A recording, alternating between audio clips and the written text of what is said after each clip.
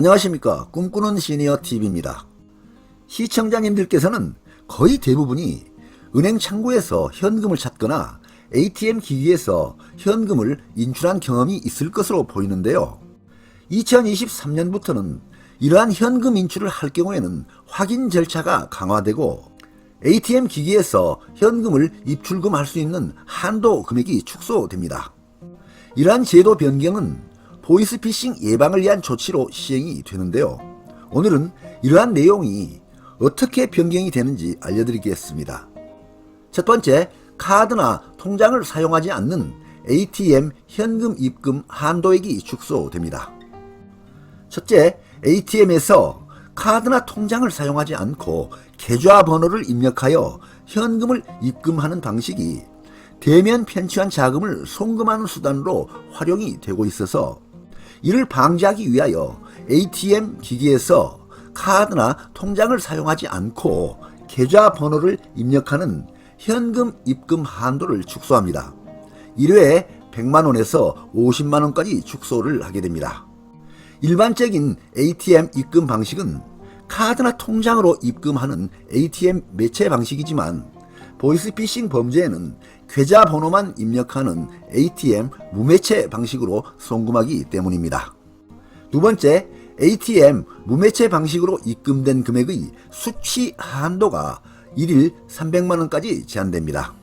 이렇게 ATM 기기 현금 입출금 방식이 변경되면 ATM 기기를 이용하시는 분들에게는 다소 불편한 점이 있겠지만 ATM 무매체 입금 한도 및 수취 한도 축소로 보이스피싱 범죄를 억제하고 단속할 수 있는 효과는 클 것으로 기대됩니다.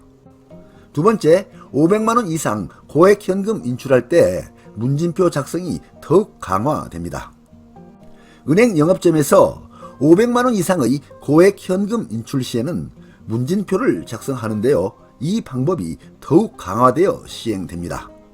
또한 1000만원 이상 현금 인출 고객에 대해서는 영업점 직원이 직접 현금 인출 용도와 피해 예방 사항을 확인하고 60대 이상 고령층에 대해서는 영업점 직원이 현금 인출 목적, 타인과 전화통화, 휴대폰 앱 설치 등의 여부를 직접 문의 확인합니다.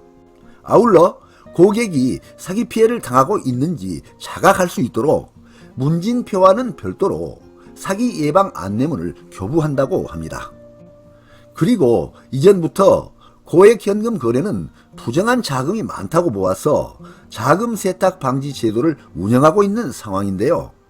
오늘은 이러한 자금 세탁 방지 제도 중에 중요한 내용으로 운영이 되고 있는 고액 현금 거래 보고 제도, 의심 거래 보고 제도 이 두 가지를 알아보겠습니다. 첫째, 고액 현금 거래 보고 제도는 2006년도에 5천만원 이상에 대해서 보고하는 제도로 운영을 시작했다가 2019년도부터는 1000만원 이상은 모두 다 보고를 하도록 강화되었습니다. 고액 현금 거래 보고 제도는 동일한 금융기관에서 동일한 날에 1천만원 이상의 현금을 입금하거나 출금한 경우에 보고하는 제도인데요. 이때는 거래자의 신원, 거래 일시, 거래 금액 등 객관적 사실을 전산으로 금융정보분석원에 자동 보고하는 제도입니다. 그리고 이는 법적 의무입니다. 다음은 자금 세탁 방지 제도의 체계를 살펴보겠습니다. 금융기관에서 금융정보분석원에 보고를 하게 됩니다.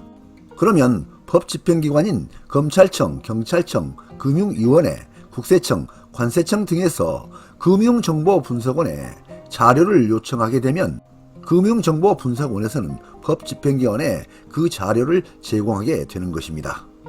이와 같이 금융기관에서 1000만원 이상의 고액 현금을 입출금하면 금융기관에서는 자동으로 금융정보분석원으로 보고를 하게 되고 금융정보분석원에서는 검찰청, 경찰청, 국세청 등 법에서 정하고 있는 법집행기관이 요청을 할 경우에는 현금 거래 정보를 법집행기관에 전달하도록 되어 있습니다. 그리고 금융정보분석원에서는 검찰청 등 법에서 정하고 있는 기관으로 거래 정보가 전달이 될 경우에는 이러한 사실을 해당 당사자에게도 통보하도록 관련법상 정해져 있습니다. 만일 여러분들의 금융거래 정보가 검찰청 등 법에서 정하고 있는 기관에 전달되었다는 문자나 연락을 받으실 경우에는 이러한 법 집행기관에서 여러분들의 금융거래 정보를 들여다보고 있다, 이렇게 생각하시면 됩니다. 두 번째, 의심거래 보고 제도입니다. 금융거래와 관련하여 수수한 재산이 불법 자금이라고 의심되는 합당한 근거가 있거나 금융거래의 상대방이 자금 세탁 행위를 하고 있다고 의심되는 합당한 근거가 있는 경우에는 금융정보분석원에 보고하는 제도입니다. 이러한 의심거래 보고 제도는 금융기관 직원의 주관적 판단에 의거해서 하고 있습니다. 의심거래 보고의 방법 및 절차를 보겠습니다. 금융기관에서 금융정보분석원에 보고를 합니다.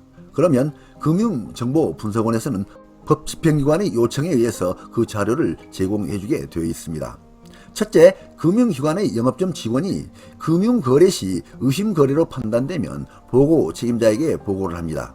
그러면 금융기관의 보고 책임자는 거래 보고서에 보고기관, 거래 상대방, 거래 내용, 합당한 근거, 보존 자료 등을 기재하여 온라인으로 금융정보분석원에 보고를 합니다. 이때의 보고사항은 동일 금융기관에서 일정 금액 이상을 반복적으로 현금을 입금하거나 출금하는 경우에 보고를 하게 되는데요. 이때는 1,000만원 이하라도 보고 기준에 합당하면 보고를 할 수가 있게 됩니다.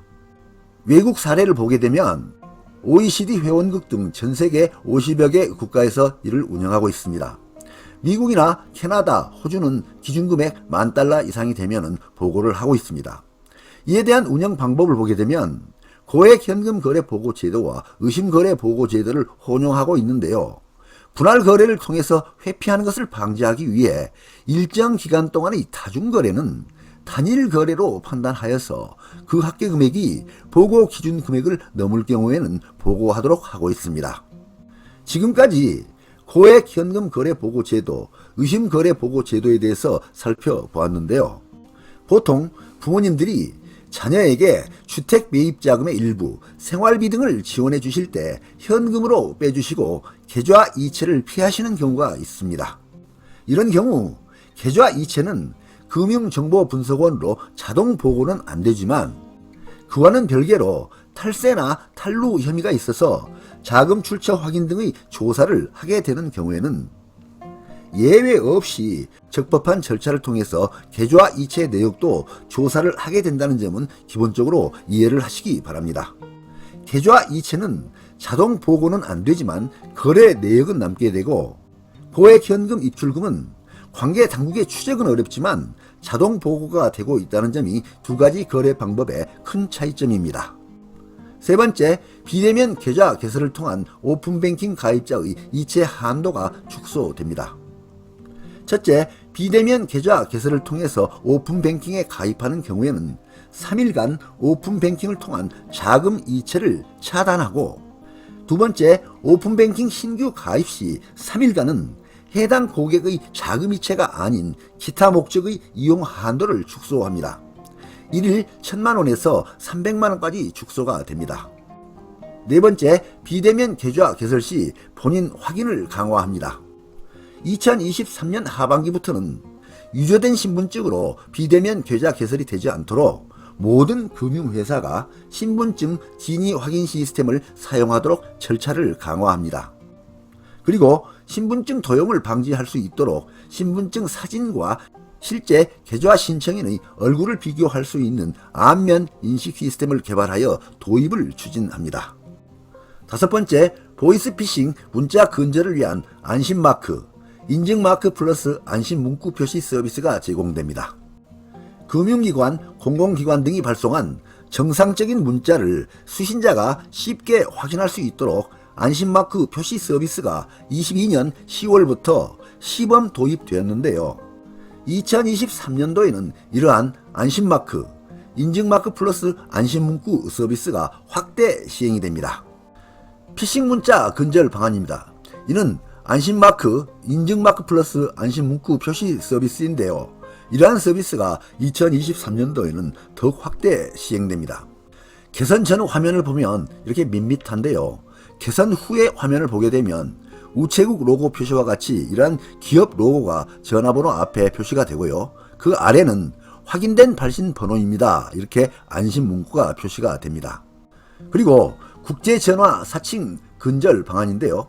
통신사, 단말기 제조사의 국제전화 안내 의무를 강화를 하게 됩니다. 국제전화가 걸려오는 경우 단말기 화면에 국제전화 한글 안내가 표시가 되고요. 통화 연결 시에는 수신자에게 국제전화입니다 라는 음성 안내 멘트가 동시에 제공이 됩니다. 개선 전후 화면을 보면 이렇게 밋밋합니다. 그런데 개선 후 화면을 보면 이렇게 글자가 국제전화라고 표시가 되고 수신자가 통화 연결 시에는 국제전화입니다라는 음성 안내 멘트가 동시에 제공이 됩니다. 앞에서 살펴본 바와 같이 2023년 상반기부터는 통신, 금융 분야에서의 많은 변화가 예상됩니다. 시청자님들께서는 이러한 변화 내용들을 미리 알아두시고 통신, 금융 분야 활용 시에 참고하시기 바랍니다.